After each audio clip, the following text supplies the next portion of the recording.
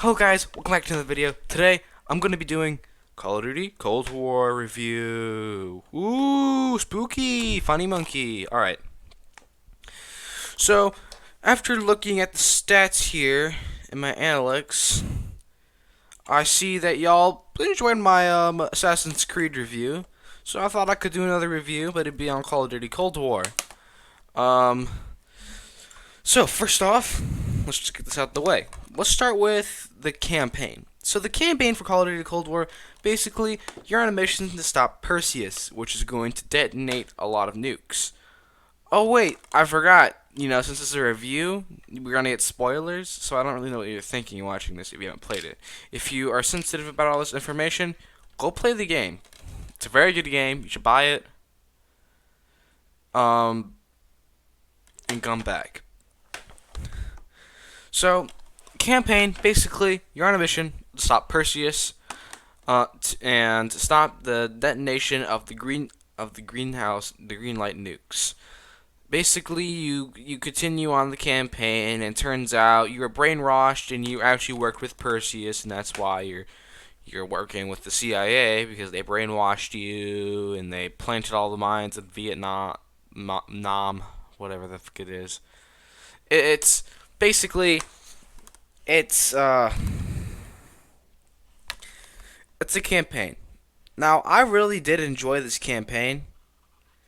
Um, Other than that, there's not much else to say on top of it. I like the customization and how you can add violent tendencies or hitman, those kind of perks, and you can fill out your file. But other than that, the campaign was really good. It was the first campaign actually that let you just decide what you were going to do. The first Call of Duty campaign to let you do that instead of it just doing it for you, which I thought was really cool. You can come out with multiple endings. First one, you help the CIA and you defeat Perseus and stop the detonation of the green light nukes. So basically, modern day, what happened today. Today is probably if it was actually real, it would be today. They stopped the nukes. Europe was in total decimate. But if you lie about where they are hiding the nukes, because they've told you, you just remember and you had a Vietnam flashback. Yeah, you see what I did there? Really cool. Um, you side with Perseus. You set up an ambush, and you take out all of them. You kill all your former teammates, which I very much enjoyed doing because I hated Woods and Parks. Mason was kind of the most chillest one. I have to disrespect the Onion like that. He's a goddamn onion. So you just got to do it like that. But other than that, the campaign was really good. I enjoyed playing it. I played it 3 times. I like the endings. I like the Cold War aspect of it. This was a very good setting, and I very much enjoyed Cold War Black Ops. The Black Ops Cold War thing.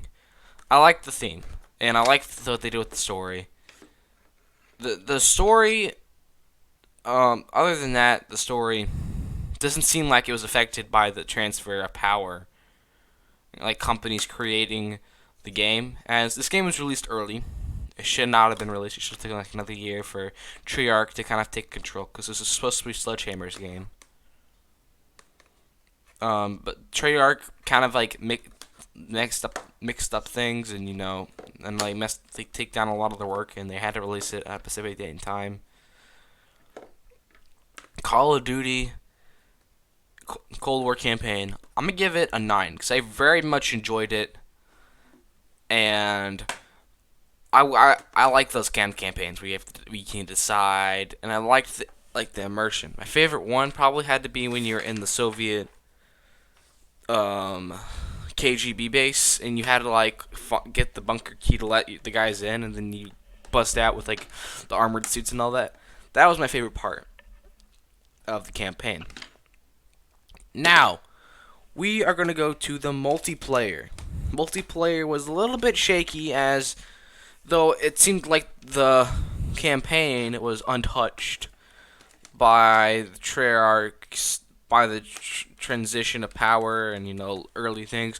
Multiplayer was, and when it first came out, the DMR and all these broken guns, game was just very broken. And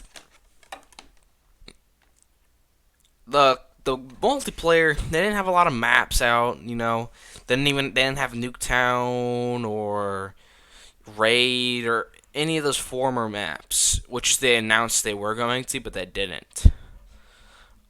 But looking at it now, it's a pretty good multiplayer. They're changing it, and they've done a lot. The Reloaded thing update, they've done a lot for the multiplayer. They added Express, a favorite map from BO2, my favorite map from BO2. Great for S&D, search and destroy. And the guns have been not really evened out still. The Bullfrog is dominating the scene. I've used the Bullfrog since day one, and just nobody's realized that it's that good. I've used it since day one. I've very much enjoyed it. I had a lot of blueprints. Again, you kind of can't play the game without the Battle Pass, because many of the blueprints that you get out of the Battle Pass are really good. They're overpowered. It's what most people use, and that's kind of like the only way you can get good wins and all that. Really, there's not much options. If you do play the game without the multiplayer, without multiplayer, excuse me, the Battle Pass, then you might as well be playing campaign or zombies. You're one of those guys. But if you're playing multiplayer, buy the Battle Pass. It's $10. It's not bad. The main problem I have with the Battle Pass in general is you have to play a lot of Warzone. If you're a guy that doesn't want to play Warzone, I wasn't an interest in Warzone. I kind of felt like I was forced into it since I wanted to do the challenges and all the extra stuff to do. I didn't have to do the extra stuff, but I kind of felt like I had to get the most content out. And a lot of the Battle Pass stuff, the only way you're really gonna understand it if you play Warzone. And it feels like I'm being pushed onto Warzone, which, hear me out, is an entire different engine than Black Ops. So playing multiplayer Black Ops, there's not a lot of challenges you could do in the multiplayer. There's even some you have to do in zombies, not even the actual multiplayer of the game, which personally I'm not really down for. I'm not down. If I started off playing multiplayer, I didn't play campaign or zombies at all. I played multiplayer only. So I bought the Battle Pass immediately because I was that kid that just bought it immediately. It's just not really a strong suit when you have to go play games with different engines and different ways of working.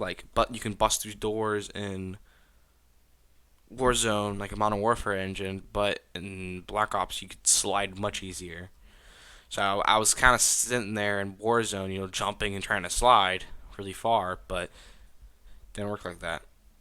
So all in all, I'm gonna give the multiplayer a 6 to 7, only because of that main issue with the Battle Pass and the challenges and some of the broken guns, which now after the update of Season Reloaded is still a little bit broken. They're still overpowered. Many of the blueprints you get, all of that just discussed. Last but not least, zombies. This is probably the best part about this game behind the campaign. Basically, your classic Call of Duty Zombies thing, with Die Machine being the first map to come out, and having Easter egg and everybody doing it, and it was a really good Easter egg. It was a nice one. It was actually a challenge. The map was very well designed. I enjoyed the plane crashed, not the helicopter crashed. I'm talking about another map, which I'll be talking to in a sec.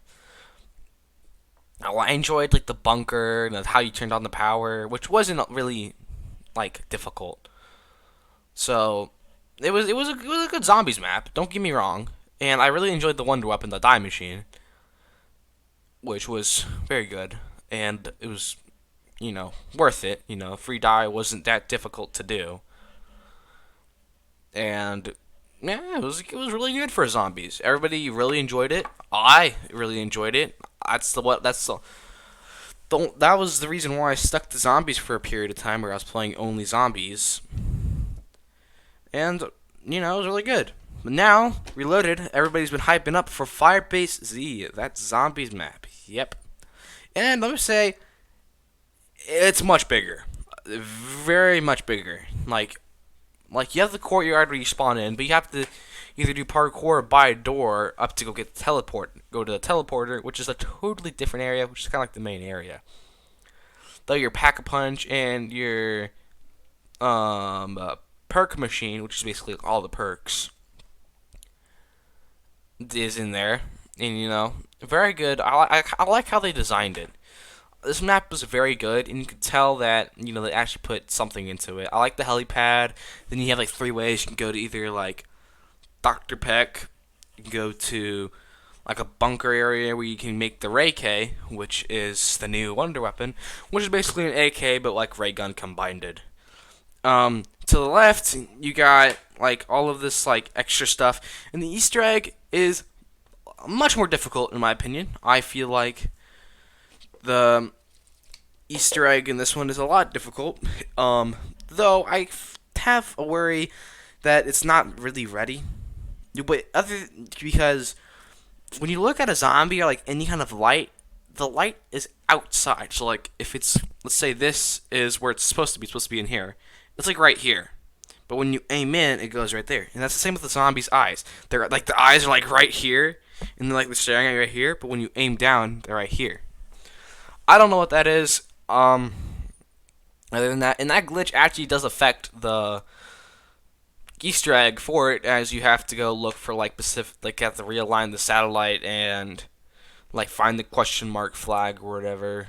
Yeah, it's a bit, and it was pretty difficult because my friends, had to direct me to figure out which one it was since it was glitching like that. And I've tried reopening it multiple times. I've tried like looking into graphics and stuff. That happens to me. If it doesn't happen to you, then you're lucky and you were able to do the Easter egg easier than my friends did. And it has a tendency of crashing, which is a little bit shocking. You cannot overload it with 4 napalm strikes, which I think with any game would destroy the game.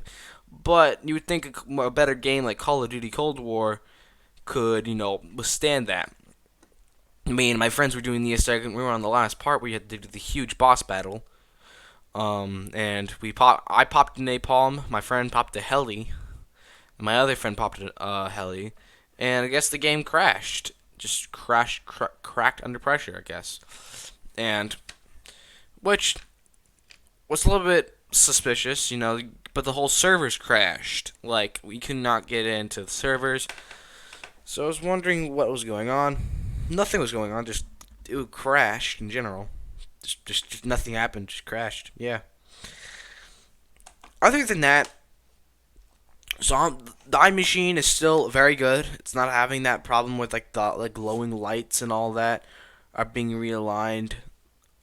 And honestly, if we're not talking about Firebase Z and all its problems, I would give this a 9. But since Firebase Z is out and they've had time to do it, I would have to give this a 7.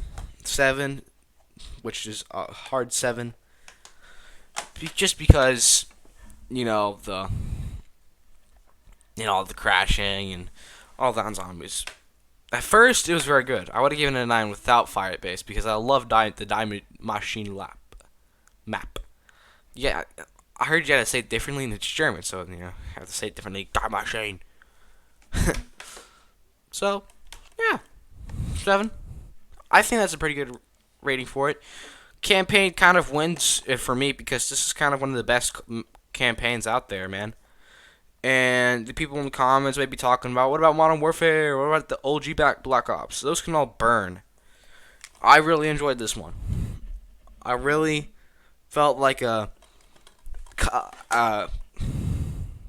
refresher. Well, anyways, that's going to be it for today's video. I hope y'all enjoyed my Call of Duty Cold War review. Please make sure to leave a like, subscribe, and turn on the notification bell so when you get new videos like this one.